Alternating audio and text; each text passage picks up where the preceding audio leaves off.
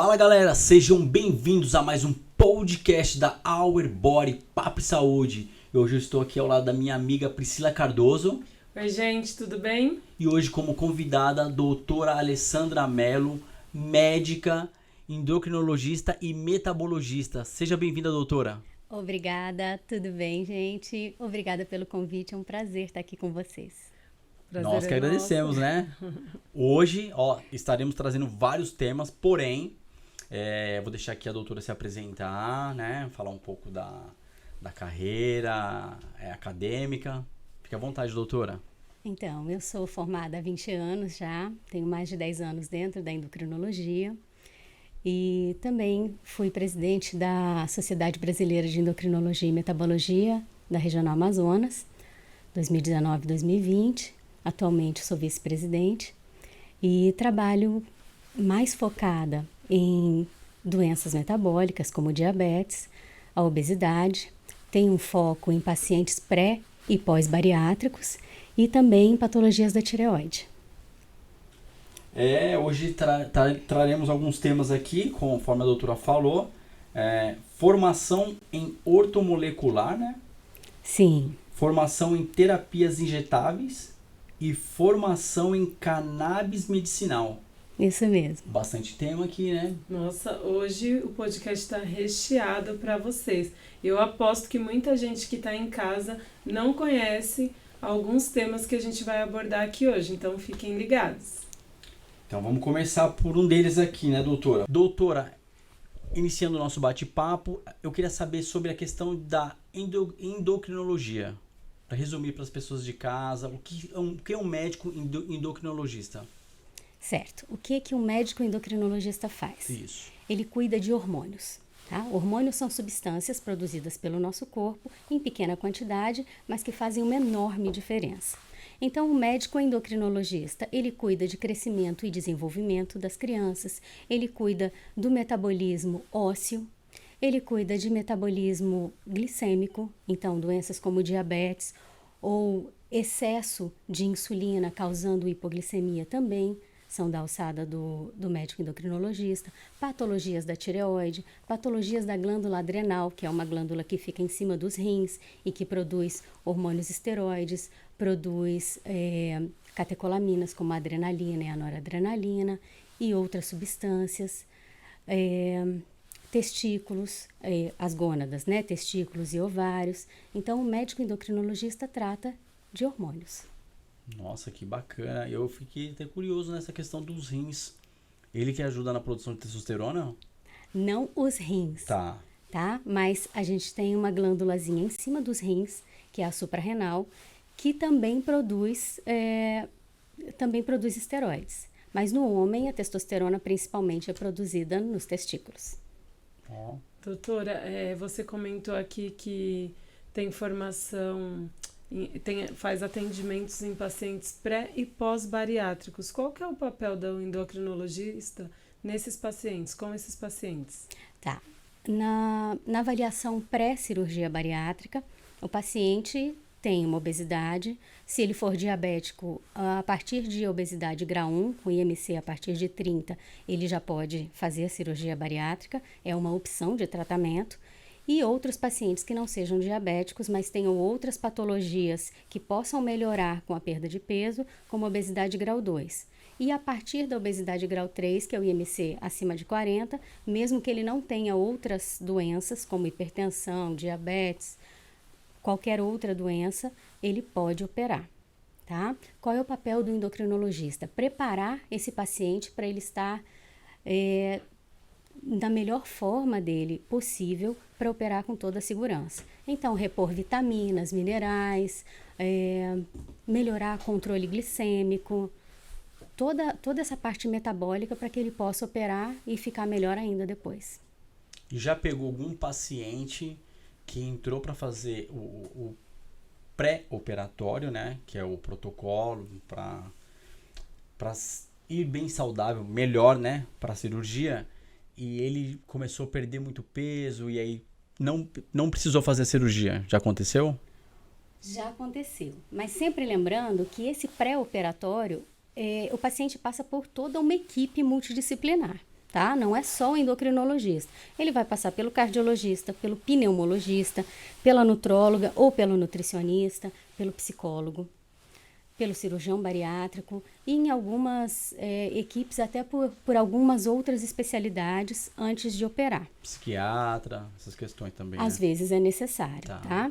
Então, por exemplo, se o paciente for operar pelo convênio, o convênio exige diversos laudos de especialistas diferentes, liberando esse paciente para operar.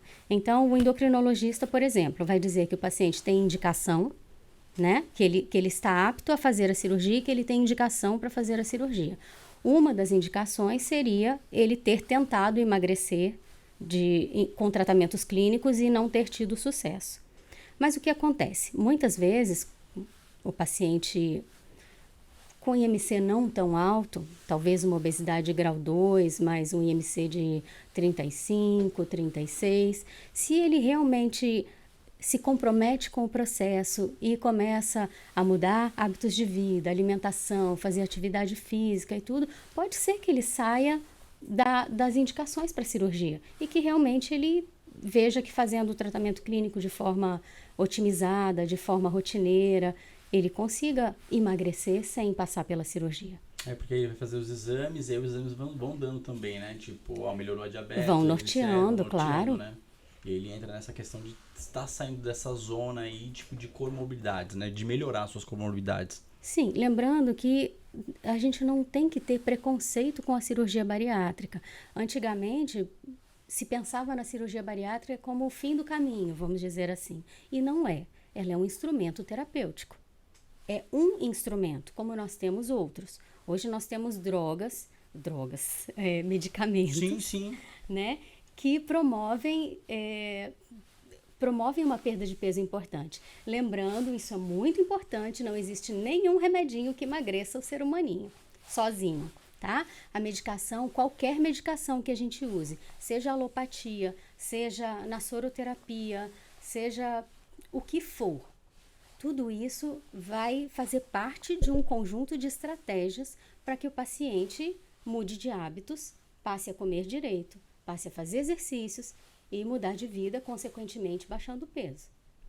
Tá, ok. E explicando para o público de casa, o IMC de 36, de 40, o IMC é o índice de massa... Tá. O que é o IMC? Índice de massa corpórea. Isso. Como é que a gente calcula isso? Altura dividida pelo peso ao quadrado.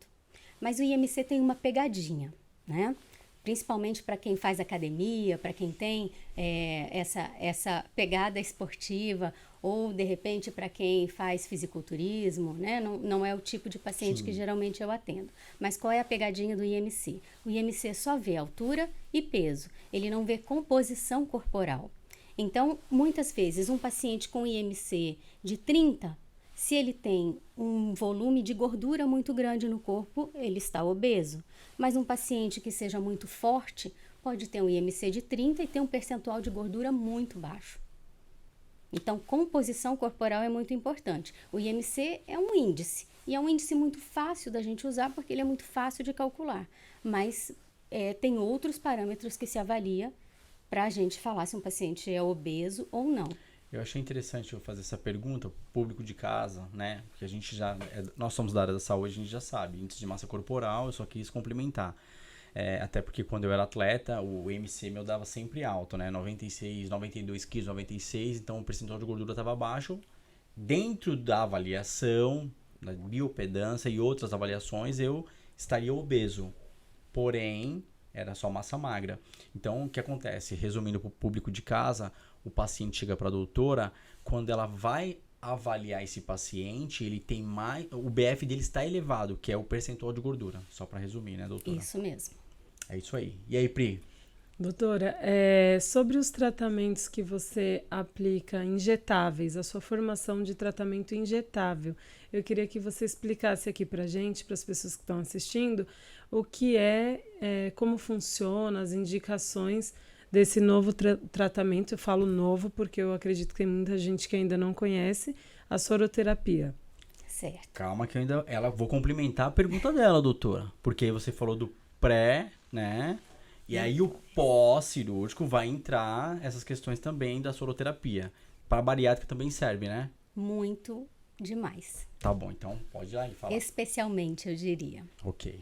Tá, então assim, eu sou endocrinologista e continuarei sendo endocrinologista. Essas outras formações que vêm entrando vêm complementar a minha prática clínica. Então, hoje eu consigo oferecer para o meu paciente muito mais do que eu conseguia antes. O paciente bariátrico, por exemplo, se ele está em preparação para a cirurgia e ele tem carência de vitaminas, por exemplo, e é um paciente que já vem de uma história de obesidade, com desbiose, com alteração de absorção de nutrientes, eu preciso repor essas vitaminas, mas a absorção é complicada. Daí entra a soroterapia, porque a gente consegue entregar esses nutrientes de forma muito mais rápida e com uma absorção extremamente otimizada. Da mesma forma no pós-operatório. Quando é feita a cirurgia bariátrica, hoje a gente tem 2 técnicas mais disseminadas. Vocês fizeram um podcast recentemente de bariátrica, sabem tudo, né? Então, a técnica do sleeve, que só mexe com o estômago, e tem a técnica do bypass, que aí sim mexe com a anatomia do sistema digestório. E isso mexe muito com a absorção de nutrientes, certo? Quando mexe com a absorção de nutrientes, tem várias substâncias que vão deixar de ser absorvidas no nosso corpo. E quando a gente precisa repor essas substâncias, essas vitaminas, esses minerais, depois, o paciente não absorve de forma adequada. Nesse caso, com a soroterapia, a gente consegue entregar esses nutrientes e o paciente fica muito bem. Ou seja, resumindo, né? Complementando, né? Nem resumindo, complementando. Então, quando fala da absorção melhor, é porque não tem, e já vai direto para a corrente sanguínea, para as pessoas entenderem em casa, não tem quebra hepática, né? Isso, não passa pelo fígado, pela metabolização, isso. Começa não precisando passar pela absorção do intestino. Sim. Que muitas vezes é prejudicada. Então, essa estratégia, doutora, eu acredito que também ela seja muito funcional para pacientes também que têm comorbidades tipo câncer, às vezes na região gastrointestinal, que também vai ter uma deficiência de absorção, e quais outras comorbidades, patologias que seria indicado, que a pessoa teria indicação para fazer soroterapia? Na verdade, ela entra para muitas indicações. Toda vez que você precisar entregar nutrientes de forma mais rápida e que você precise otimizar a entrega desses nutrientes, você pode usar a soroterapia. Os critérios de avaliação, quando na sua prática clínica, no consultório, quando o paciente chega, você que avalia ou geralmente o paciente chega procurando pela soroterapia?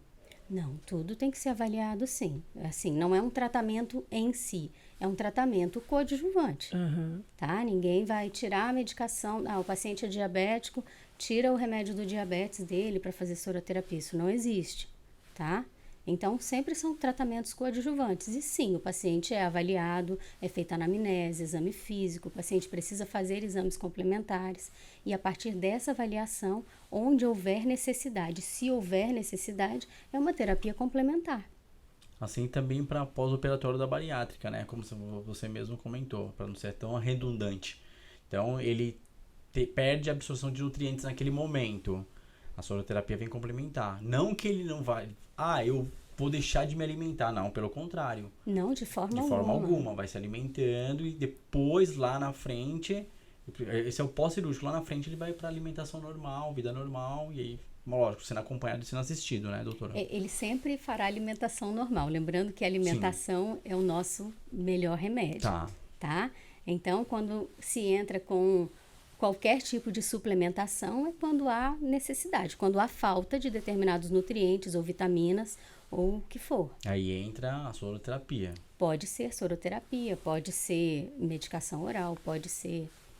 Então, na verdade, a soroterapia é mais uma estratégia, mais uma ferramenta para promover a saúde, né, do sistema, do organismo, de forma eficiente. É mais uma ferramenta. É uma ferramenta muito eficiente, mas é mais uma ferramenta.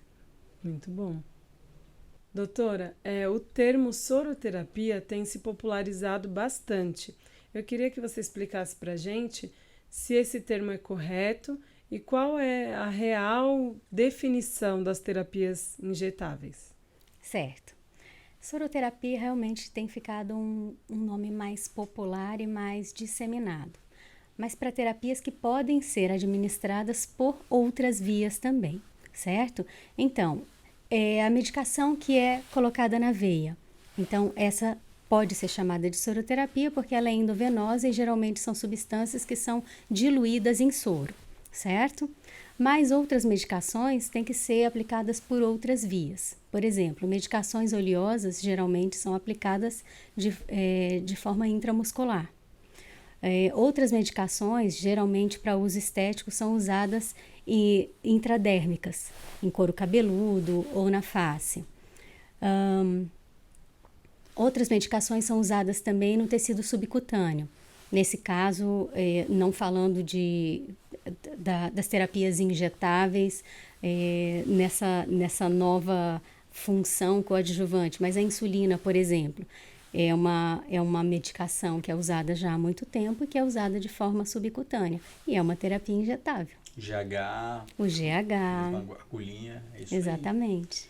Aí. E aí, destrinchando, vamos falando sobre isso, ainda mantendo a soroterapia aqui.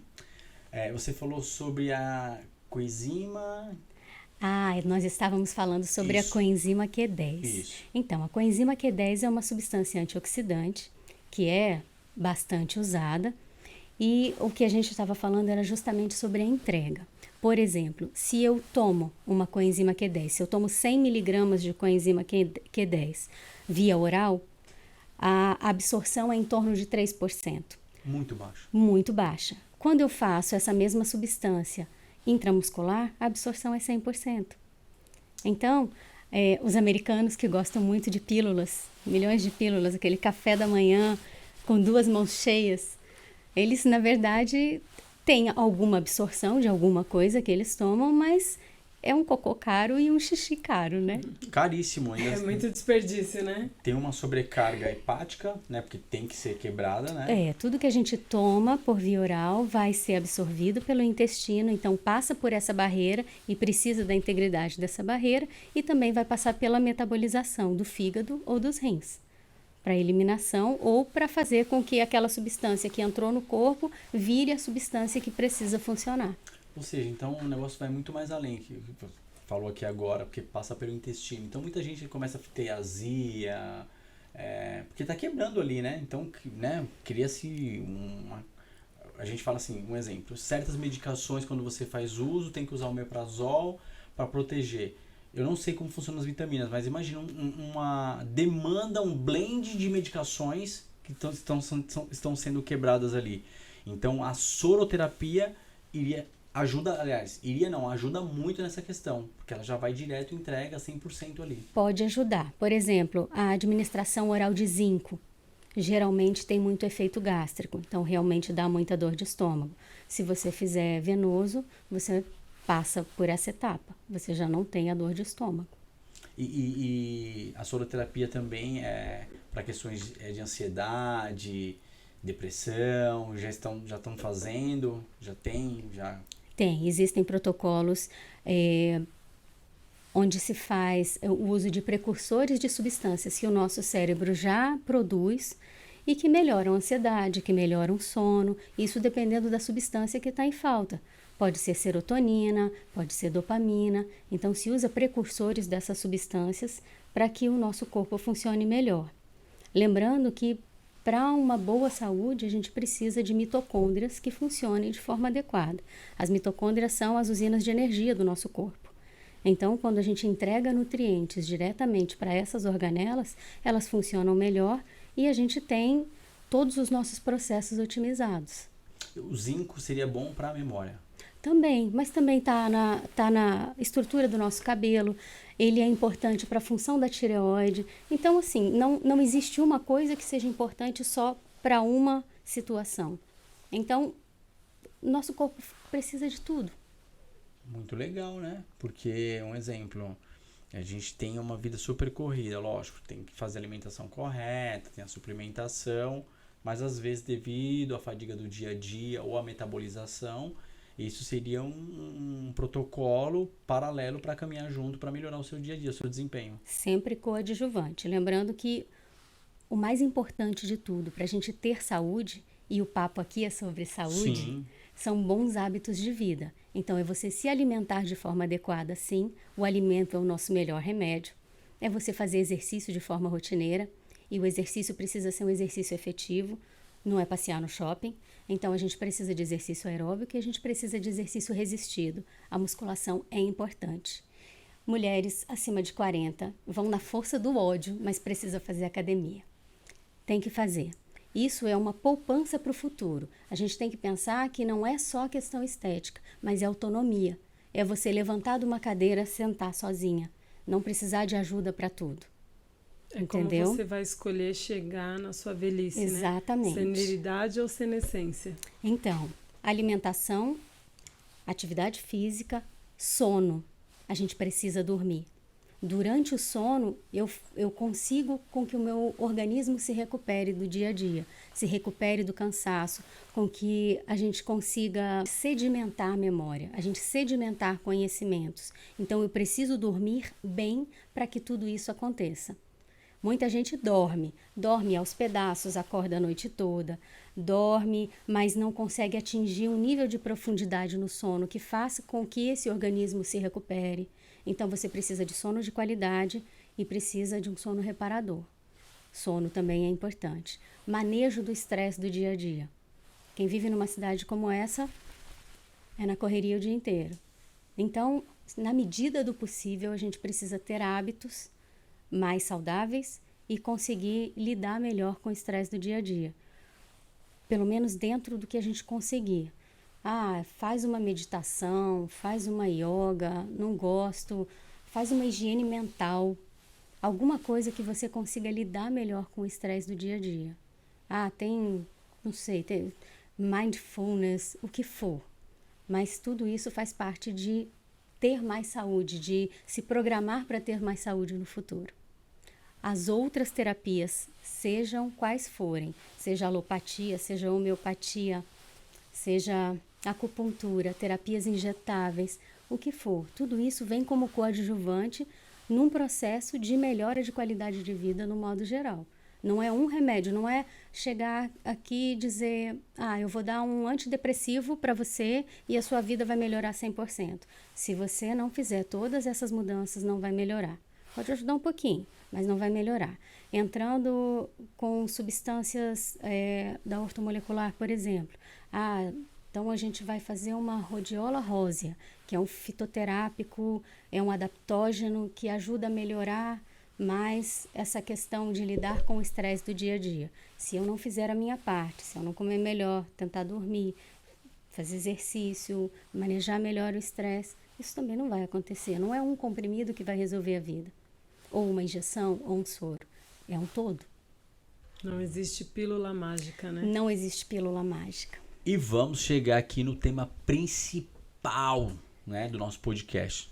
Tudo faz parte, mas nós queremos saber sobre a medicina do cannabis hoje. O atual cenário. Reinaldo me chamou aqui para saber que bagulho é esse, não é isso? Que bagulho é esse, né? O que o pessoal tá falando aí? O que essa Maria Ruana faz aí na medicina? Então, falando sério agora. A cannabis sativa é uma planta que tem diversas substâncias que são extraídas dela, tá? O canabidiol é uma delas, como o THC é outra delas, mas tem mais de 400 substâncias que são extraídas da planta. E algumas dessas substâncias são usadas para fins terapêuticos, certo? Sim.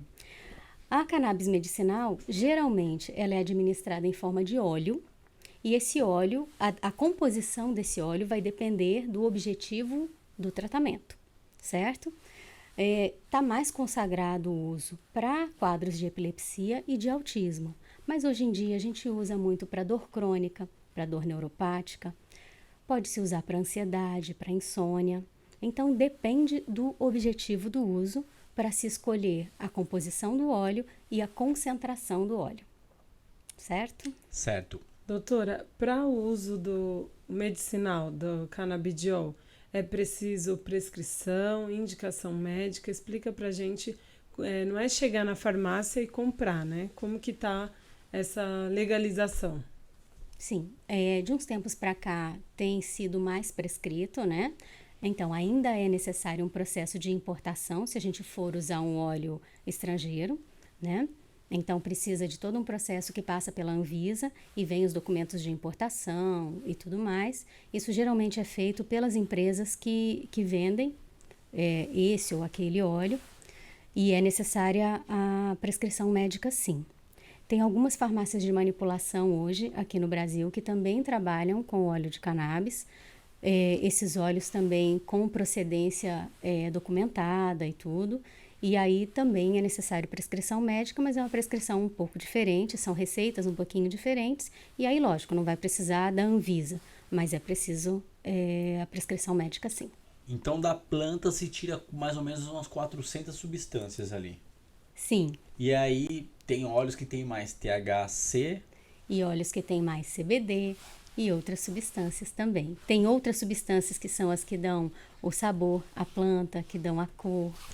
O CBD seria o qual? O canabidiol. Que é o Quando bom, a gente que é o fala... que fica mais tranquilo. Fica mais tranquilo.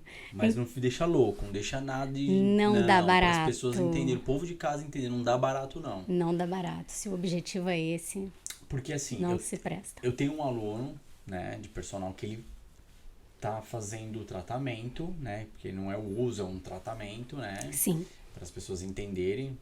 E ele passou por um câncer, né, linfático, e aí no tratamento ele tá com neuropatia nas extremidades da mão e dos pés. E aí o médico receitou, ele tá fazendo uso aí recentemente e tá sentindo uma pequena evolução, porque é aos poucos, né, é um tratamento. Sim. E lembrando também que não é um tratamento de primeira linha. Não é a primeira medicação que se prescreve para qualquer paciente, tá? Nós temos linhas de tratamento. Existem tratamentos já consagrados, medicações que a gente sabe como funcionam e se começa pelas primeiras linhas de tratamento. Essa primeira linha de tratamento não funcionou, eu passo para uma segunda abordagem. Essa segunda abordagem não funcionou, eu passo para uma terceira abordagem. Então, lembrando que a cannabis medicinal não é primeira linha de tratamento, tá? É um tratamento coadjuvante também, mas não é a primeira opção. Você tem algum relato de algum paciente? Eu tenho um relato muito legal. Atendi há um tempo atrás um paciente diabético de longa data com uma neuropatia diabética muito importante. Era um paciente que sentia dor 24 horas por dia há muitos anos já, tentando todos os tipos de tratamento possíveis e sempre naquele quadro auge, com aquele quadro de dor que não melhorava com nada. Então 24 horas ele dormia com a dor, acordava com a dor. O tempo todo. Então, imagina, não dormia direito, vivia irritado, vivia aborrecido, tomando vários medicamentos sem ver resultado. E aí, junto com o controle do diabetes, da doença de base dele, fazendo alguns outros tratamentos com eletrofísicos, alguns outros tratamentos também para dor, foi iniciado o uso da cannabis.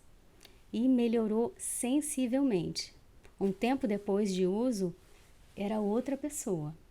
Mas pela melhora da dor, melhorou o humor, melhorou a qualidade de vida dele, era outra pessoa. Ou seja, está conseguindo dormir, está regenerando, né? Porque o sono regenera. Hoje consegue. Assim, não é tratamento milagroso, Tá. mas é uma ferramenta que pode ajudar muitas pessoas. E tem entregado bons resultados, então, esse tipo de terapia na sua prática clínica. Sim, tem uma outra paciente que também tinha crises de enxaqueca absurdas desde a adolescência e também uma paciente que começou a usar o óleo de cannabis há pouco tempo, há mais ou menos 30 dias, e ela teve nesse intervalo de tempo uma crise leve, coisa que ela não sabia o que era desde a adolescência. Nossa. Tem 35 anos.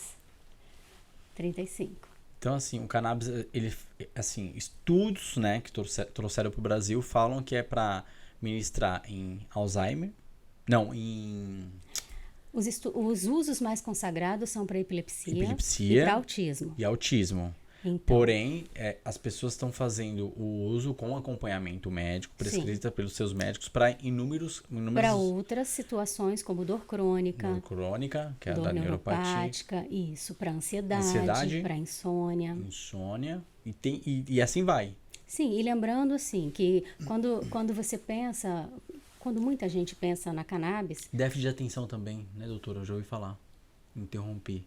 Então, eu não tenho essa experiência, mas talvez eu já ouvi algum falar, já ouvi falar, neurologista tenha. Não, sobre o TDAH. TDAH. E aí as pessoas estão falando, já escutei alguns documentários, né, na televisão, de emissoras, que falam que tem pessoas que o menino, ele não parava quieto, né?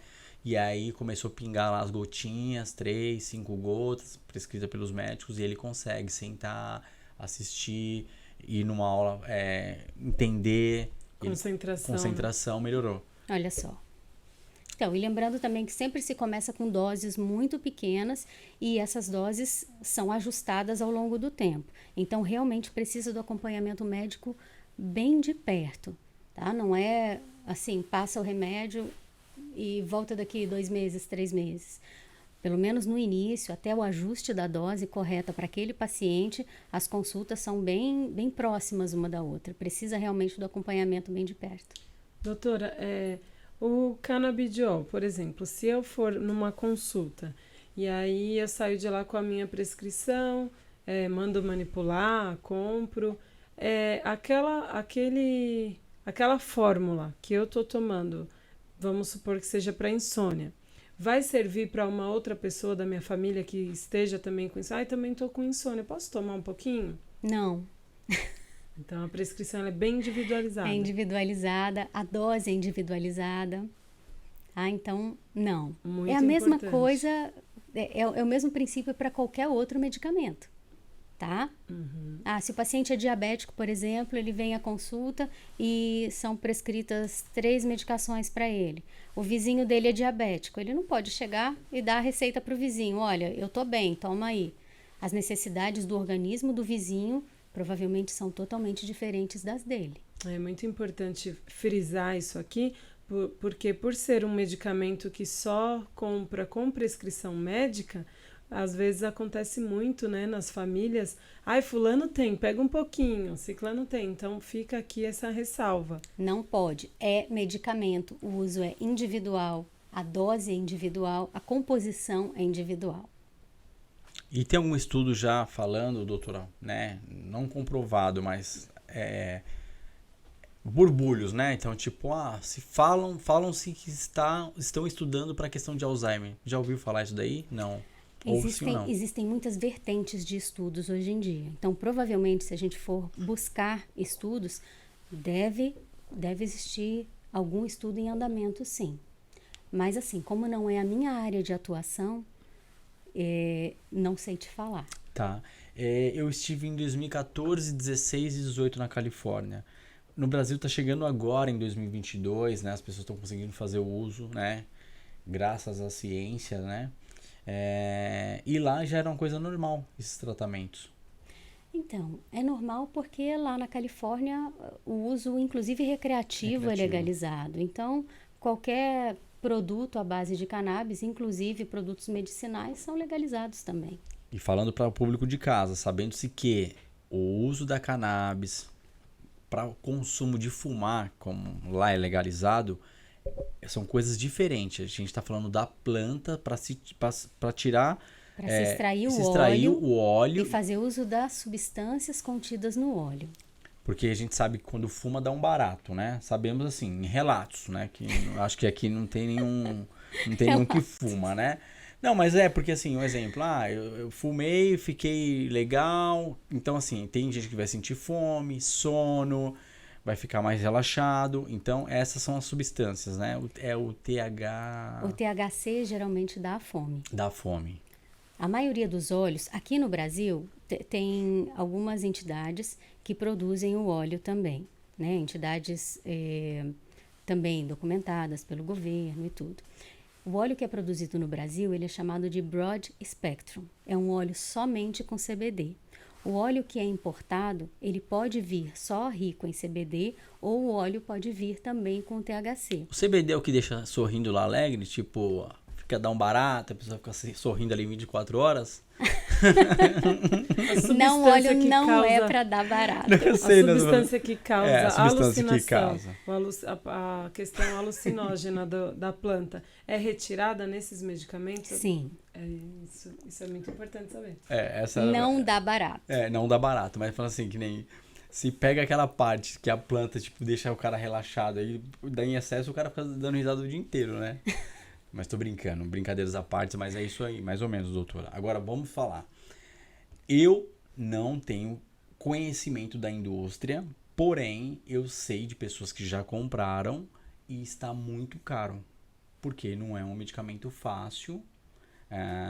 É demanda e procura, que a gente fala, demanda e oferta, né? Se eu não me engano, hoje a gente tem 2 ou 3 apresentações no mercado, vendido em farmácia, mas para uso oncológico.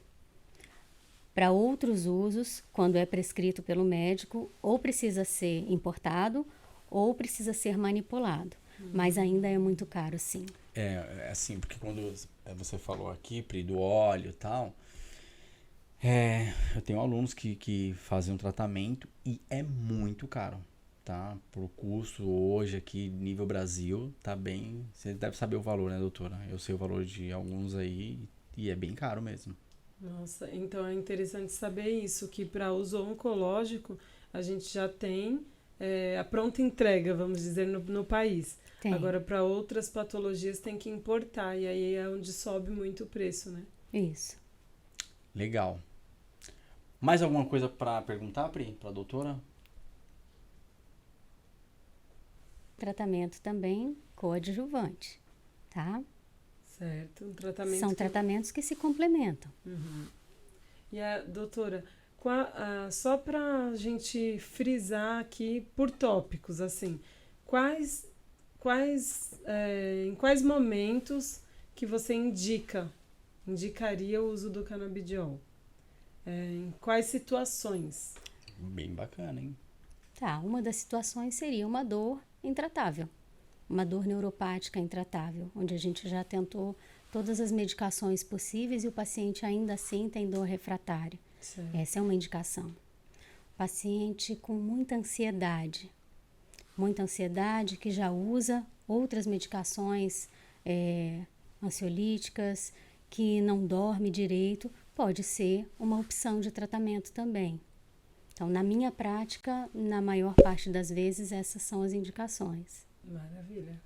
Eu achei legal, porque assim, ó, eu vou trazer um relato que eu tive de um aluno essa semana, eu achei muito bacana.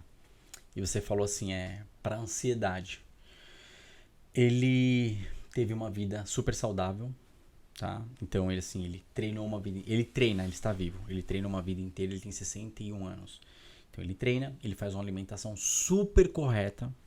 E na família dele, tanto pai, mãe, tio, tia, irmãos, ninguém está tendo a patologia que ele agora está tendo. O cardiologista diagnosticou. E aí ele estava conversando comigo, ele falou assim, não, mas... Com o médico, o cardiologista dele, falou assim, doutor, mas eu tive uma vida 100% saudável e tudo mais. Aí o médico pegou e falou pra ele assim, você tem ansiedade? Ele falou assim, muita. Daí o médico falou, você trabalha com o quê? Ele falou, eu trabalho com o dinheiro dos outros, eu trabalho com um fundo de investimentos e etc. Então ele tem uma responsabilidade muito grande. E ele falou assim, você consegue lidar com isso? Ele falou, não, eu levo pra casa, eu fico remoendo, eu resolvo os problemas, mas eu fico remoendo. Então o médico falou assim, então eu vou fazer uma analogia pra você. Se você pegar um leão e chegar perto dele com um garfo, aqueles grande assim, e tentar dar uma garfada nele, ele vai ficar nervoso na hora e tentar ir pra cima de você. Você sai de cena e o leão automaticamente ele vai virar as costas e ele vai brincar com a família dele, com a leoa e com os filhotes dele. E ali ele esqueceu o estresse que ele passou. Ele não vai levar o estresse para a vida dele ou para a casa dele. E ele falou que a humanidade hoje, e geralmente, né, nas megas metrópoles, né, na quais estamos inseridos, que é São Paulo e outras, ele falou o seguinte: nós vivemos um leão na jaula. Imagina todos os dias você tomando uma espetada de uma garfada. Você vai ficar todo dia tenso, nervoso, tentando se defender. E você leva essa tensão para sua casa. Ele falou: imagina o leão todo dia ali na jaula. Um mês o leão morre. O ser humano ainda vive muito. Então ele falou: para melhorar a sua qualidade de vida, a ansiedade é muito perigoso. Ou seja, você tem que diminuir esse estresse, essa tensão e essa ansiedade. Porque você vai ter que fazer um catéter, né? Um cateterismo. Cateterismo. Então, a analogia que ele fala é o seguinte: ele falou, eu estou vivendo até hoje, que ele faz atividade física, agora tem que fazer mais moderado, porque ele está tendo uma arritmia, né, no coração, arritmia cardíaca. Está entrando em tratamento, vai fazer cirurgia. Aliás, vai passar pelo processo cirúrgico, né, que é mini invasiva. Não é tão invasiva. Todo procedimento invasivo é invasivo, mas não é aquela coisa de um corte imenso. Mas ele falou, e assim, eu vivendo, não bebe, não fuma, e ele falou, eu estou tendo isso, devido à ansiedade e o estresse. Então fica esse toque, né, que você falou, ó, o CBD, né, extraído da cannabis, para um tratamento de ansiedade, lá na frente ele pode estar melhorando a qualidade de vida. Aliás, ele melhora a qualidade de vida aqui, para lá na frente a pessoa colher frutos. Sim. Entra muito naquilo que a doutora falou, né? Longevidade. Sobre a gente saber controlar um pouco o estresse, a emoção. Gente, eu sei que falar é meio praxe, né? Falar, você tem que controlar o estresse, mas a gente tem que saber o nosso limite, tem que se desligar um pouco. Tem momentos que você tá em tensão, porque você precisa produzir, mas chega um momento que você precisa desligar um pouquinho a máquina, né? Porque senão a saúde não aguenta.